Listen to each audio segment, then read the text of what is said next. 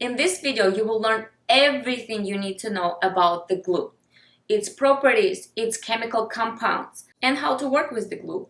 Glue is an essential component when it comes to lashing, and you have to know all this information. This video will contain a lot of theory that you will have to understand and memorize. Make sure to pick up a notebook and make sure to pick up a pen.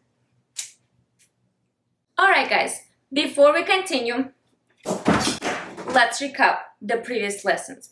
Make sure to keep practicing with the sponge, as it does help you to develop the skills as an eyelash technician.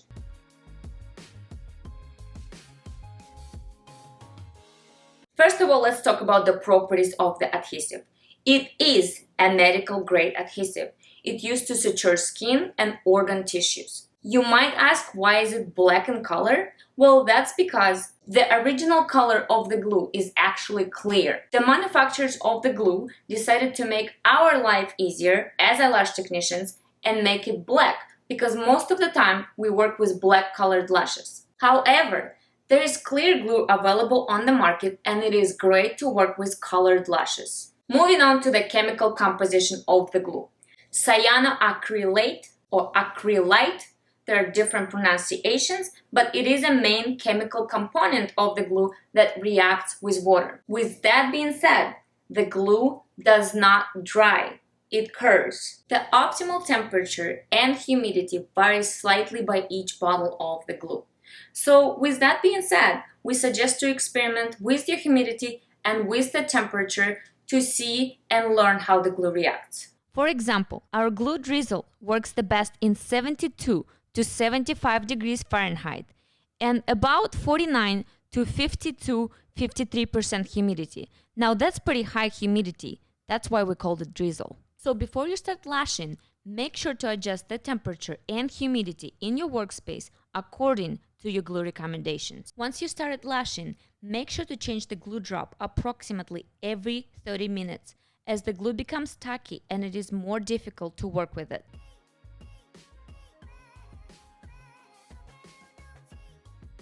Once you finish lashing, the curing process will take from 24 to 48 hours. The glue cures by absorbing the humidity from the air. The higher the humidity, the faster it cures. So let's make a little experiment.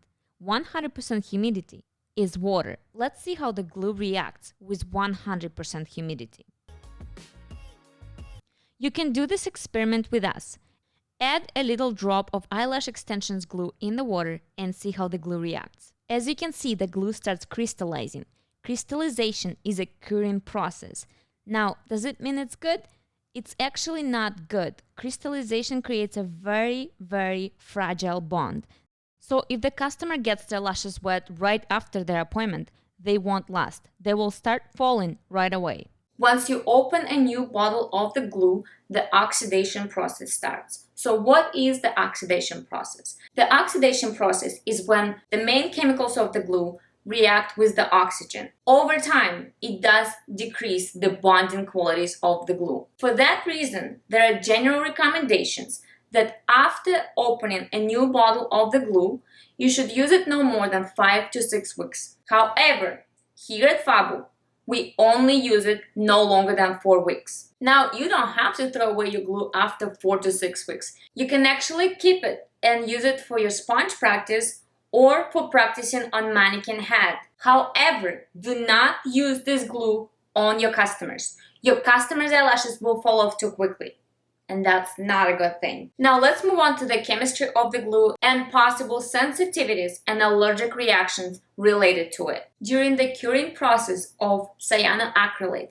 there is a very small percentage of formaldehyde released into the air. Formaldehyde is a very toxic component.